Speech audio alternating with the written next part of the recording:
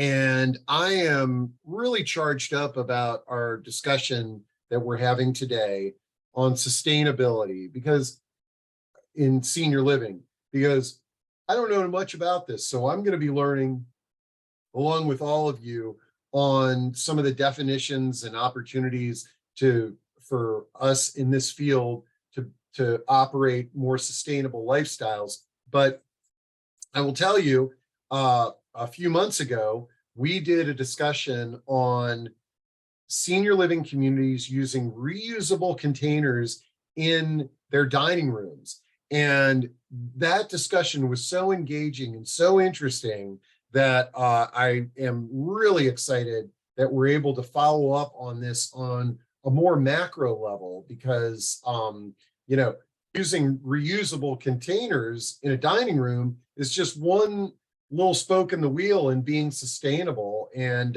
so I'm really excited to dive into this discussion in more detail. And to do that, we've got GINA MATHIAS with us today, who is the Vice President of Sustainability at Broadmead, which is a life plan community in the Baltimore area. And GINA, before we kind of dive into this, I don't think there's many people in the universe of senior living communities that have a title like yours, is there? Not that I know of. So hopefully this discussion is bringing a few of your colleagues out of the woodwork. But before we dive into the discussion, let's get to know you a little bit better. Tell us a little bit about your background and what led to this current role that you have. Well, first, thanks for having me today, Steve. I'm looking forward to chatting with you and with the people that are on the webinar today. I have over 20 years experience in the environmental sustainability field. And I started out my career in environmental education and have worked in think tanks in Washington, D.C. I've been an energy auditor, crawling around in people's attics and basements, trying to help them make their homes and their apartment buildings more energy efficient. And for the last 8 years, I worked as a sustainability manager for the city of Tacoma Park. And I helped the city on its pathway to becoming a net zero community by 2035. Wow. Well, Broadmead is really lucky to have somebody with your background. I think you're going to bring a lot of different you bring a lot of different perspectives in this sustainability space to them. So I think you're also a great person for us to have on a discussion like this because you can speak about sustainability from so many different perspectives. So we're going to dive into this discussion now, but I want to just remind our audience, especially those that may have not been to one of these before, you can certainly just sit back and enjoy the show, but we love it when people provide us with feedback and questions and sharing things that you may be doing in your community, in your home, or things that you want to have happen in your retirement community if you're living in a more of a community type setting. So so let's kick this off. And first, what I'd like to do is what this term sustainability, as I had mentioned earlier, obviously using reusable containers in a dining room is just one element of sustainability, but are there sort of components under this umbrella of sustainability that we need to be aware of? Absolutely. So sustainability is just a word that gets used in a lot of different settings. It gets used in the finance department a lot. But what I'm referring to is environmental sustainability. And I look at the holistic approach to environmental sustainability for a community. So that is, yes, reaching big goals like trying to get to net zero greenhouse gas emissions. But it's that comprehensive view of looking at what are our buildings doing? How can our buildings be more energy efficient, more water efficient, and have quality indoor air, be safe and healthy and enjoyable for the people who are using the buildings?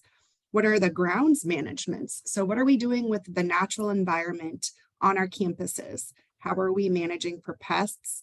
How are we managing our tree canopies? And looking at how are our natural environments going to adapt to climate change, absorbing increase in stormwater, massive stormwater events, massive rainfall events, and extremely high heat, especially here in the Mid-Atlantic region.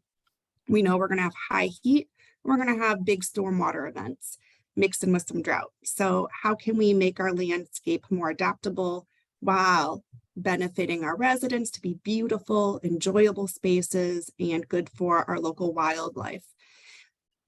How are we procuring our energy? That's the other component too, is where are we getting our electricity? Is it from the standard offer of the grid? In Maryland, that is not 100% renewable electricity, maybe by 2050, but it's not there. So can we procure renewable electricity? Do we have renewables on site or purchasing from a solar farm somewhere else or a wind farm? And are we reducing our fossil fuel usage in our buildings and even in our vehicle fleet, and helping our residents also reduce their fossil fuel usage from their vehicles as much as possible? And how do we handle our purchasing? So what kinds of products are we purchasing for consumption? What kind of materials are we using when we're refurbishing an apartment or a home? Are they healthy?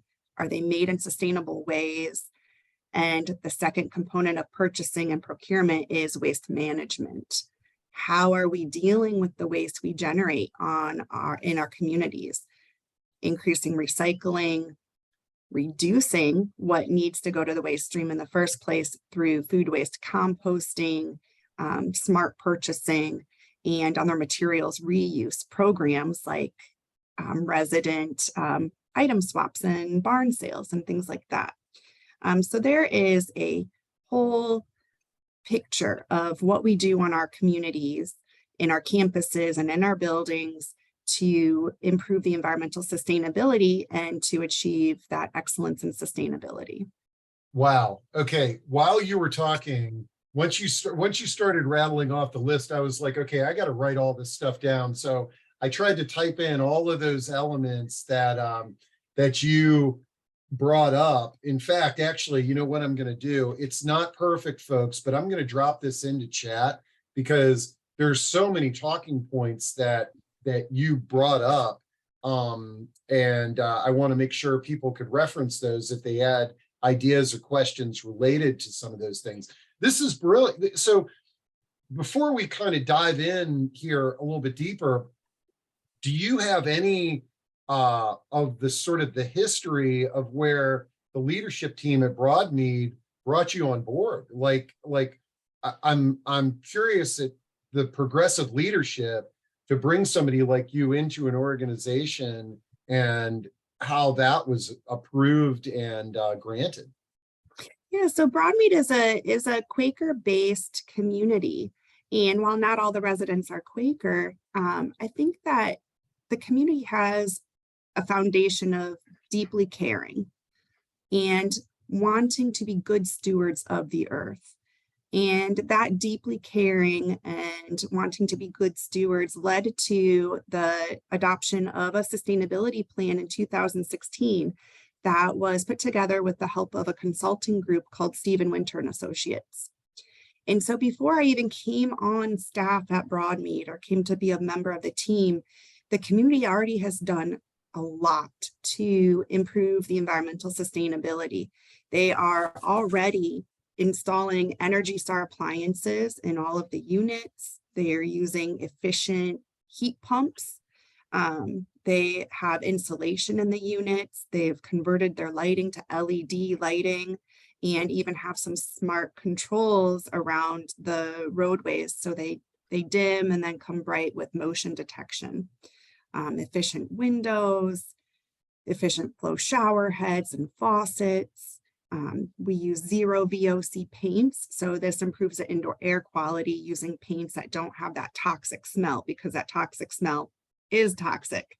Oh, it's horrible. Yeah, and they are using smart flooring systems that are Green Label Plus certified, which is a labeling program for certain materials that are safer for indoor air quality and produced in more sustainable ways.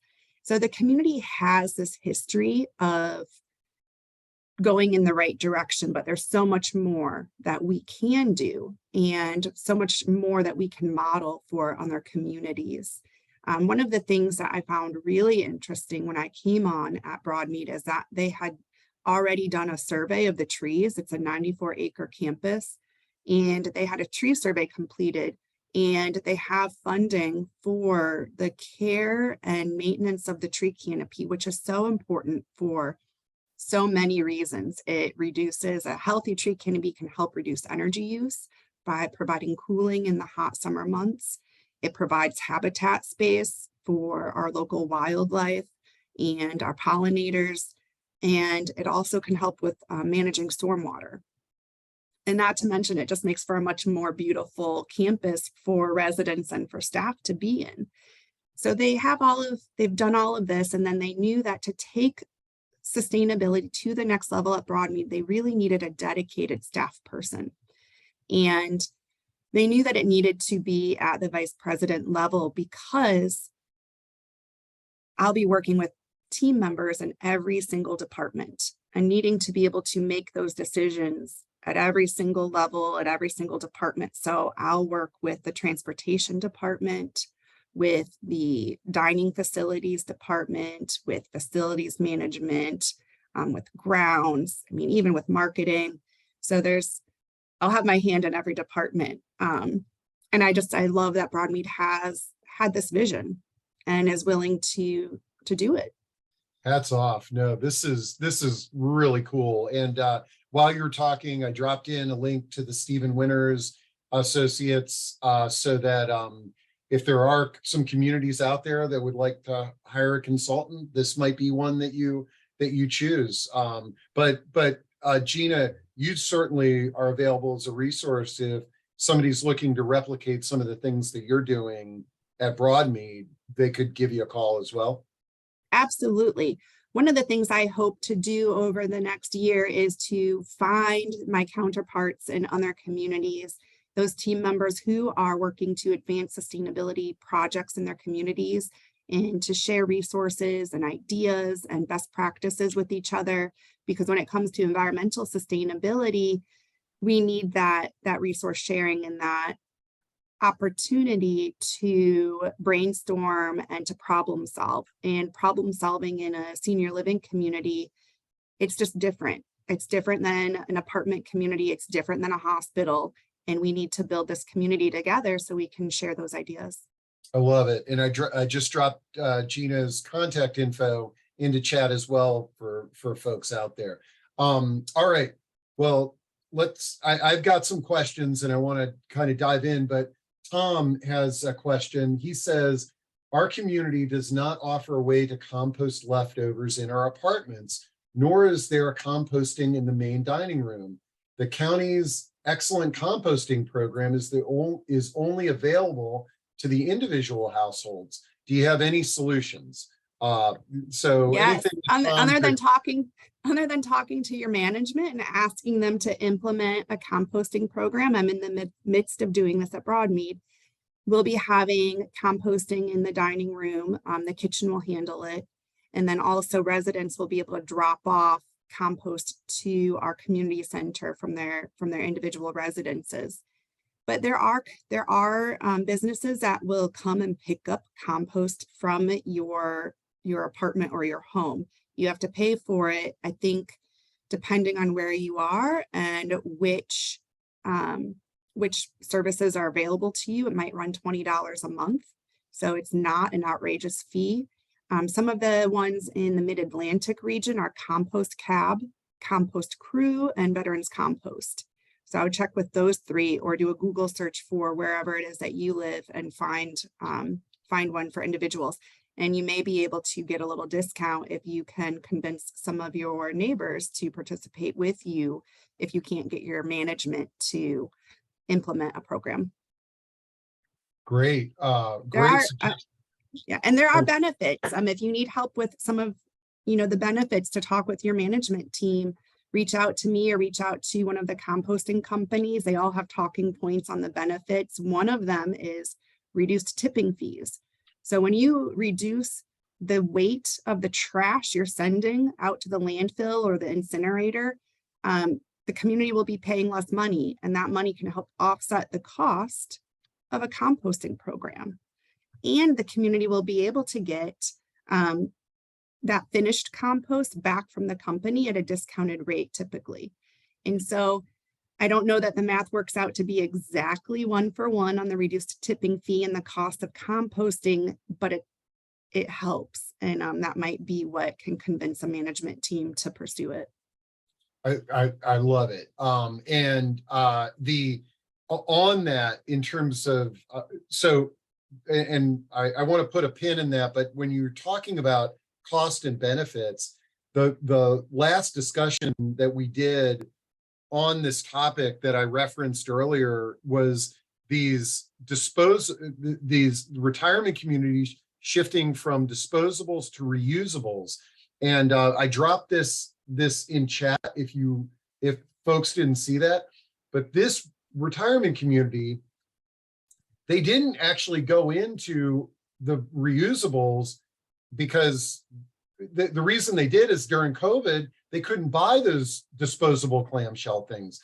Everybody was sold out. And so they bought $40,000 of the reusables, but they've tracked $1.5 million in savings to their trash pickup, because when we're paying for trash by the pound to be picked up, and they have saved over $1 million in that. And I think there is an investment with a lot of these sustainable programs, but long-term, you're going to see a positive return, I believe.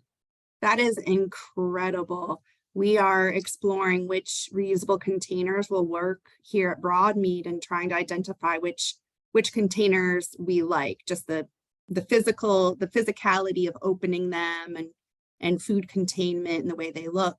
But our team is on board, and that is one of the biggest benefits, is that it's going to reduce our costs overall. And that makes it such an easy decision. And then can those savings be put into a green fund to fund the programs that might have a little bit of a cost to them, such as food waste composting or planting native plants and transforming the landscape. And that's an easy way to illustrate it for your management team on here's how we can pay for it. It won't impact our entrance fees. It won't impact our monthly fees. This is great. Now, Sarah Fleischer asks, and this is something that I'm really passionate about too, is how is Broadmead communicating this commitment to sustainability to the prospective residents? So I am working on that. I would make that a two-part question. Is let's talk a little bit about how the residents are getting involved, the current residents, but then to future residents. I think a commitment like this is very appealing to prospective residents. Yeah, so I am still working on that aspect of it. I came to Broadmead at the end of October of 2022. So I've been at Broadmead for just a few months, but we'll have information on our website. We have an internal website for our residents and staff called Care Merge. And so that's where we can communicate internally what the updates are, new programs, what's happening sustainability wise. We also have a sustainability committee that is meeting to help develop our sustainability program at Broadmead. But I imagine that as our program develops and we have great stories to tell, it'll become a permanent part of our marketing material. Yeah, now this is great. And we were chatting a little bit before this discussion, folks, what I've heard for the last 20 years is that the future senior living communities are going to be radically different than the current ones. And when I push people on that, oftentimes they're talking about larger apartments, pickleball courts, things of that nature. But really, I think this is the direction that we're going to see change in, is that the future residents are only going to want to go to a community where the management, the leadership, and the other residents are initiating sustainability, or maybe it's a volunteer commitment, but I think getting outside the box on from physical and physical plant to the culture around initiatives like this, I think will be attractive to residents. Now, the current residents that are there, you had mentioned that there's a sustainability committee. Do you find that, you know, amongst your residents that this is something that is really embraced, and are they putting pressure on you to get these things going? Pressure in a good way. It's Yeah. always nice to have support. And that is one of, I find the community here very supportive. I think in some parts of the country, and certainly when I first started my career, there was this feeling that you had to prove that environmental sustainability was important, that it was worthwhile, that climate change was real, and that it was something we should act on. And I think that it's just broadly accepted, at least here it is. I have only had support, and I know that it's something the residents want and care about deeply. I just updated our recycling information on the campus, and I'm working on improving recycling all around the campus by updating labeling and posters and getting new bins available. And I've heard lots of feedback, and I put out flyers with the information, and then they're gone, and I have to put out more flyers and they're gone, and I have to put out more flyers and they're gone. And so I know it's something that the residents are hungry for. Now they just got to make sure they recycle those flyers. No. Well, I'm hoping they're just getting put on their refrigerators with a magnet, Exactly. and they'll be there. And they never Yeah. leave. Yeah, it's Yeah. always there as a reminder. I'd say that tongue in cheek. All right. We got somebody that is asking, could you address the lifestyle change and the radical attitudinal and behavioral change needed by 99% of the planet? Yeah. And I guess, you know, with your your career path, this is probably something that you can shed some insight on in terms of what it's going to take to make behavioral change. Yeah. So individuals, I believe, have a moral obligation to live in a way that is going to help improve the environment. But at the same time, what we do as individuals is not going to offset what the top 5 polluters in the world are doing. They're damaging the world. And until we can force those top companies that are doing the most damage, it's really difficult to walk around and shame people for using an individual water bottle. We happen to have a water main break, and I'm using bottled water today, and I thought, oh, I should have brought it from home, and oh, I feel terrible using bottled water.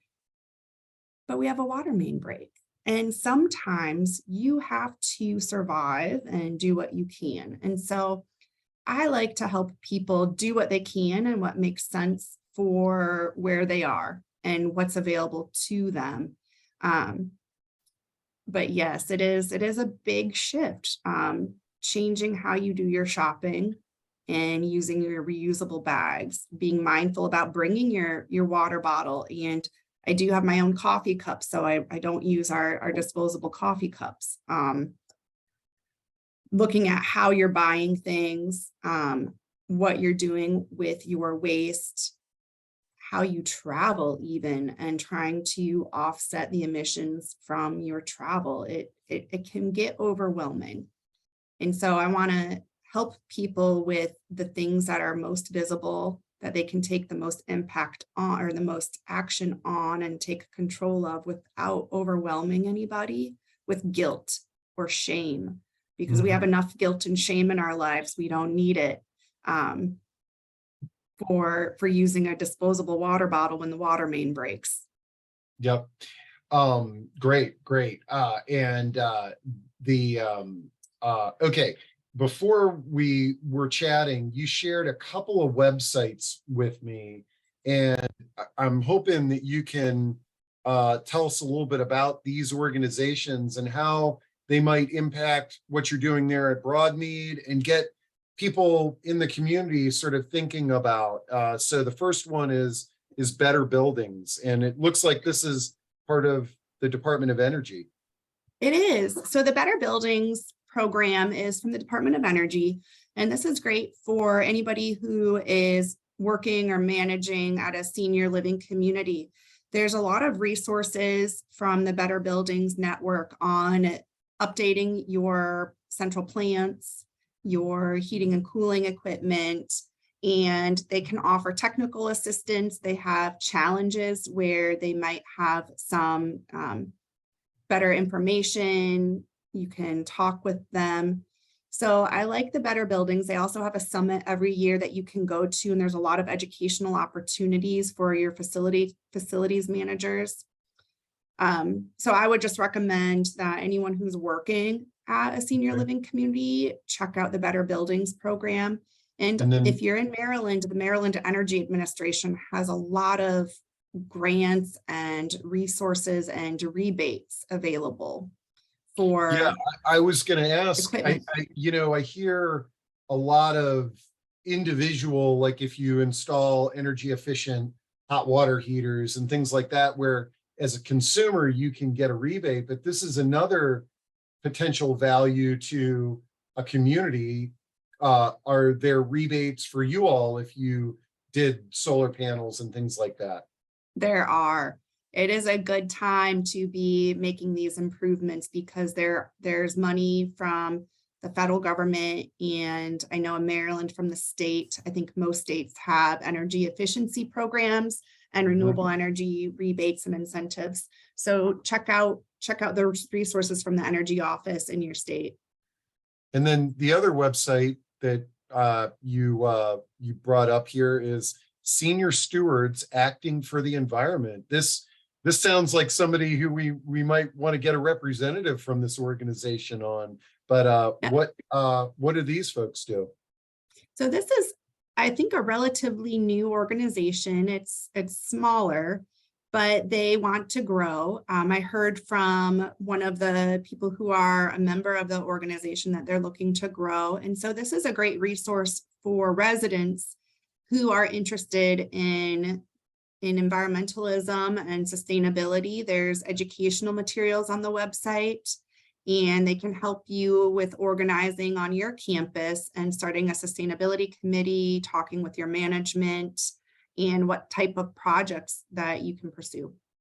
This is great. And I love this, this line here. It says, climate change that threatens the safety of our children and grandchildren. Now we rise up to protect them. And, like, this is one of the reasons why I think this topic is so relevant to our segment is that the people that we're taking care of, the people that are living in our communities, the people that we're supporting, they want to live a purposeful life. This is a way that they can do something that is making an impact on future generations. And I love the GINA, it would be great if we could get somebody from that organization on for a future discussion, because I think that's a great mission.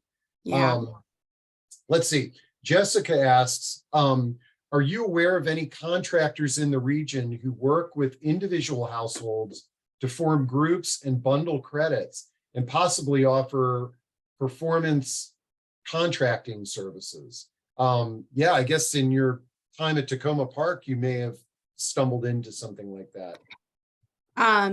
So performance contracting at the individual household level is not something that's happening in this region that I know of. There's talk about doing it, but it hasn't taken off the way it does in the commercial center, where it's very easy to find a performance contractor who, what this is for anybody who's not familiar, is let's say we want to we would have a contractor come into the community and they would help us reduce our energy use, our water usage. And instead of the community paying for that service up front, we would pay based on the reduction in our utility bills over time.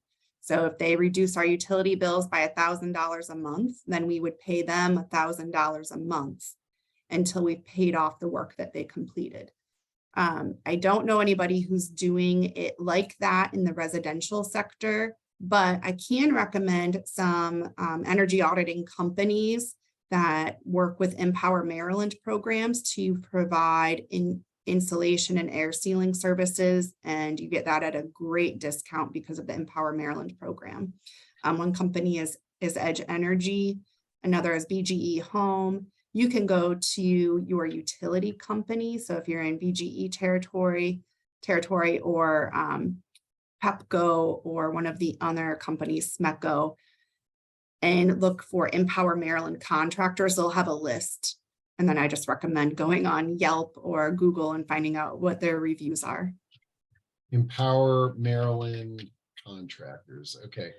I try to drop in as many of these websites as I can catch GINA saying there. And just as a reminder, folks, this recording and the transcript of chat is saved. So later this afternoon, if you wanted to go back and cut and paste any of those websites, you can. Yeah, and it sounds like I like Jessica's idea of forming groups of your neighbors to make purchases like this if you're living in a neighborhood. I know it's kind of off the senior living spot, but when you were at Tacoma Park, did you see some activity like that where like streets would say, hey, let's all get solar panels or do some composting as a neighborhood? Yeah, so we started in Tacoma Park doing what's called a solar co-op. And when I first started, we did the first solar co-op in Montgomery County. And we advertised and we got a list of, I think, 30 to 50 residents who were interested in going solar. And then the organization, Maryland Sun, they're now Solar United Neighbors of Maryland. They went out to bid and they issued an RFP and had solar installers provide quotes. And we got a big discount for everyone who joined the co-op because they knew they were going to have a large number of customers all in one area. Now the solar co-op runs all throughout Maryland, and it's run by Solar United Neighbors once a year. So you can see when the next open period is going to be for that solar co-op. With energy efficiency and appliance swaps, that has been more ad hoc. There's not an organization that is doing that right now for insulation and air sealing that I know of. But in Montgomery County, there's an electrification co-op that they are working on promoting, and there's going to be discounts and some selected contractors who are pre-vetted to provide home electrification for residents, which I'm really excited about. I helped them with that before I came to Broadmead. So people wanting to take out their natural gas appliances and put in electric appliances. You said something there that kind of triggered that original list of notes that I took that I wanted to jump back to. And you said the word swap, but one of the things that I wrote down when you were chatting in the beginning is item swaps. Is that I think that a lot of people, I mean, on a weekly basis, I'm talking to people that are moving into communities like Broadmead, and they've got a lifetime accumulation of stuff. And some of that stuff they're going to take with them. Some of the stuff they're trying to give away, but most of our kids don't want any of this, and it's sort of, is this part of the sustainability thing is that making sure that our stuff doesn't fill up landfills and that it gets in the hands of people that need it. Absolutely. The Broadmead Residents Association puts on a barn sale twice a year, and residents donate the furniture that they no longer want or have room for. And collectibles and clothing, cookware, anything you can imagine goes to the barn sale, and twice a year, then it's open to the public. And the money that's raised from the sold items goes to fund the Residents Association for activities and programs that they want to put on. And so it's a great win-win for residents wanting to downsize and for the community. The deals are fantastic, just beautiful pieces of furniture for amazing prices. So it's I know a lot of communities do this. We also have a resale shop that's open several days a week, and there's sort of finer items in their jewelry and crystal and the smaller items that can really be functional as gifts. Mhm. And I think a lot of communities have something like this, but if you don't, it is such a great asset to have.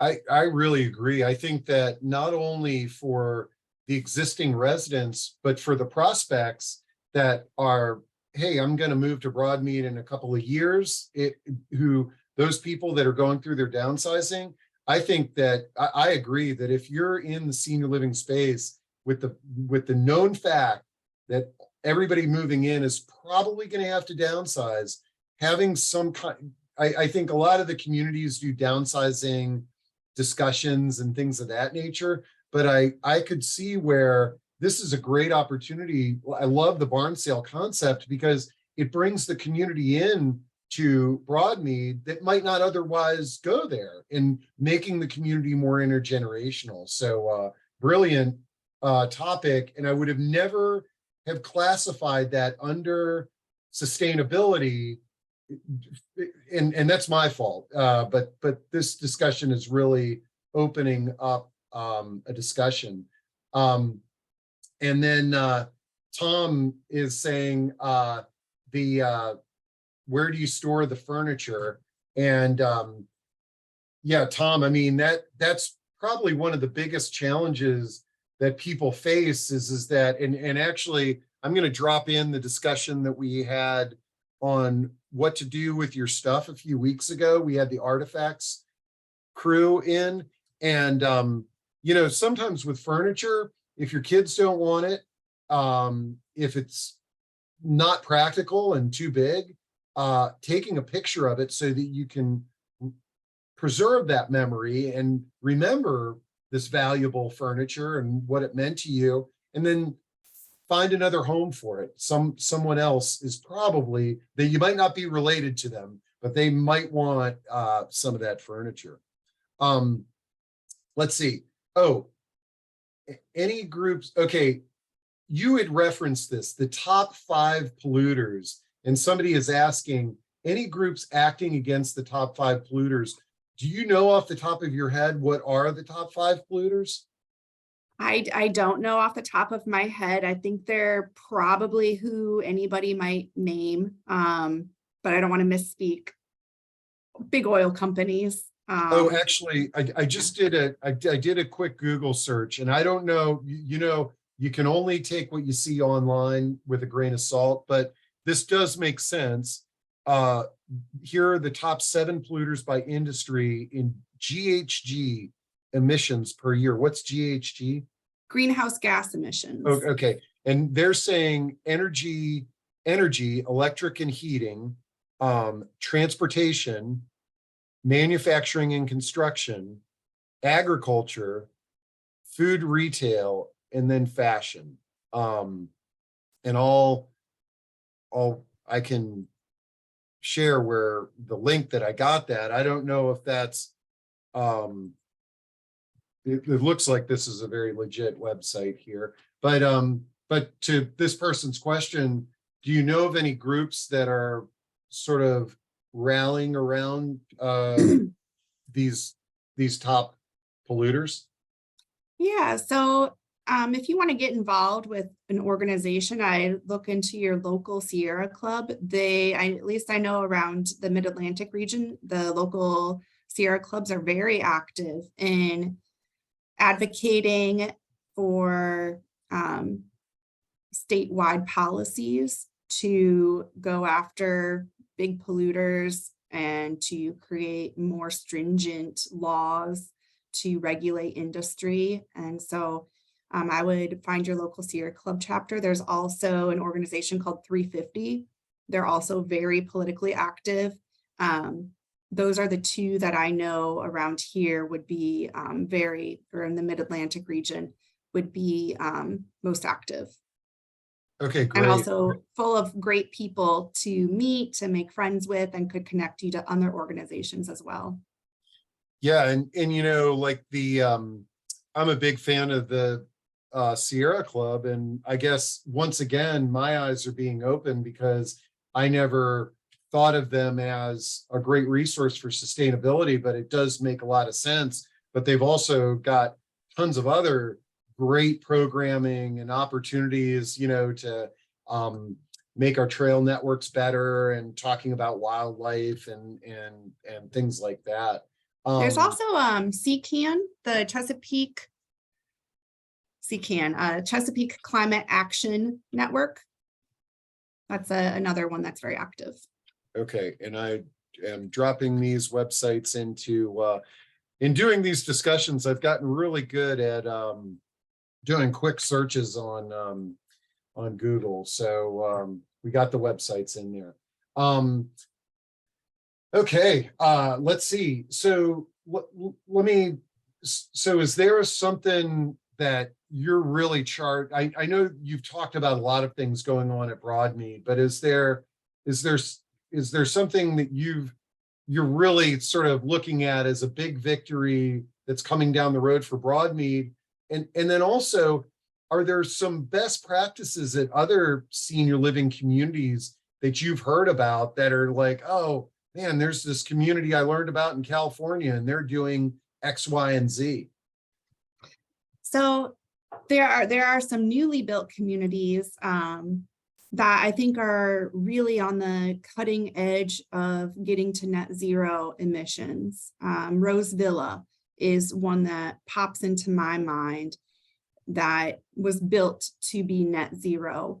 And that is something that I'm very excited about, because in order to really curb climate change, we have to strive for that big, bold goal. And it's hard to do as an existing community because you have infrastructure in our buildings and our big buildings that is very costly to replace and doesn't necessarily make financial sense to replace it, or actually environmental sense to replace it before it's at the end of its useful life. So you may have an old boiler or a boiler that's at the midway point of its lifespan of 30 years. And so you wouldn't necessarily want to replace that right away. But some of the communities are finding ways to get to net zero greenhouse gas emissions in their energy usage and their water usage. And that's pretty exciting. Wow, At Broadmead, yeah. this is pretty cool. And I see where this is, and I agree is that I think a new community that is being built from the ground up has a great opportunity to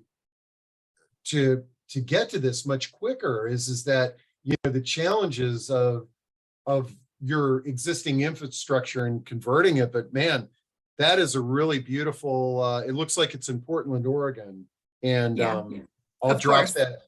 I'll drop that in there as something that folks can look at. But just like another thing that I'm passionate about is universal design. Is that modifying our homes to be accessible is very challenging. But if you've got a lot and you're building from the ground up, you can make a wonderful, accessible home for a lifetime. Yeah. I'm so proud of our facilities team and what they have achieved with our garden home refurbishments. They are just absolutely beautiful, the way our garden homes are getting updated as they turn over. And they are really looking at and have looked at everything that can be made as sustainable as possible when our homes are being remodeled, refurbished. The flooring, the appliances, the heating and cooling equipment, the paint on the walls, the efficiency of the windows going in, the amount of insulation in the ceilings. As communities refurbish their apartments and their homes, this is a great opportunity to make those changes and to make those updates. And so you can do it along a schedule and kind of plan out for the next 5 to 10 years. How often are your units turning over? And at that time of turnover, when you do your refurbishment, what can be updated? What can be changed to be made more efficient? And you might be surprised at how much you can change to really reduce your energy usage, your water usage, and make the homes more comfortable. They're less drafty, they're cozier to be in, and they look beautiful when you make these updates. Removing gas stoves improves safety. It improves indoor air quality. Removing natural gas from inside your buildings is very beneficial, not just from a climate standpoint, but from safety, and importantly for residents with asthma and other respiratory issues. It improves indoor air quality. Great. Let's see. Christy says, I recently signed up for continuing care retirement community by 2 Life, opening in 2025, called Opus Newton in Newton, Massachusetts. Their model is unique. They are trying to fill a gap between affordable and elite expensive housing. They are committed to sustainability and are LEED certified at the gold level, but to keep the community affordable, they could not go platinum. The greater society still has a long way to go in providing sustainable construction materials at a reasonable cost. If we want sustainable products, we need to pay extra. I think Here. Yeah, and you hear a lot of that where like shopping at Whole Foods is more expensive than Safeway because there's extra costs in creating organic food. But Christy, thanks for sharing that with us. We had a similar experience here at Broadmead. We have 2 new buildings, and they are LEED certified, but we did not achieve the LEED platinum because it was just not cost effective to go for that platinum level. And there are better, more stringent building certifications that I'm really excited about, and I would love to bring to future development at Broadmead if that occurs. One of them is the Living Building Challenge, and the Living Building Challenge looks at a holistic approach to the building, from the materials used to build it, the indoor environment for the occupant, and the ongoing operation of the building. And it's the buildings that can achieve this certification and this standard are outstanding, but it's costly. You have to pay for specialized architects and designers, and then the materials themselves. And she referenced LEED certification, and I've seen I see that a lot in office buildings and things like that. I don't expect a textbook definition, but in general, what is LEED certification? It's a standard for building, and you have to meet certain energy efficiency, water efficiency, and building material safety and sustainability in how those materials are produced and sourced. There are silver, gold, and platinum levels of certification that you can achieve. And many municipalities and states have adopted some mandatory LEED certification levels for new buildings, whether it is just for state or municipal buildings or for commercial buildings as well. Great. Anne asks, where does Broadmead store furniture between sales? We are in an older CCRC with limited space. Yeah, fortunately, we do have 2 rooms in our lower level that we're able to dedicate to that storage space. And we also have an old barn on site that has been used in the past for some storage purposes. So we're pretty fortunate that we do have that space. Great. An idea might be a pod if you don't have that space. Those moving pods. Yep. That might be an option. No, that is good. Somebody just said, this is the greatest session yet for me. Thank you. Please keep this subject and have her come back if possible. And we do a lot of discussions. So when I hear something like that, I take it to heart, and I really tend to agree with you. That first discussion I did with the reusable containers, it was more just like my neighbor. He was on this initiative, and he said, Steve, how much waste is occurring in these senior living communities? I was like, well, hey, let's do a little discussion. And I was blown away at how meaningful that conversation and how important it is. And so this is definitely a priority for me. And I think it's something that we can elevate. And I think, again, what I said is true, is that, and I've got this website for this new community that's going to be built in Massachusetts. And some of the language there is that people want to be, when they move to a community, they want to be connected with like-minded people that have a purpose and that are interested in helping others. And I think this is a great initiative to attract people to these campuses that are going to make a difference. And I love it. And Absolutely. I think when done right, environmental sustainability enhances a community. It makes the community better. It makes it more livable, more comfortable, and helps connect you to the campus, the environment, and to each other, and to feeling good, to know that you are doing what you can. You are living in a communal setting. That alone improves your environmental sustainability footprint. But within that communal setting, then you're also doing everything you can. The kitchen is serving locally produced food, healthy food. They're providing meatless options. And then any of the food waste that is generated is being composted. It feels good. It feels better. Really does. I've glanced at the clock, and we're almost to the top of the hour. So I always, throw out, GINA, any sort of closing thoughts that you'd like to share with folks as we wrap up today's discussion?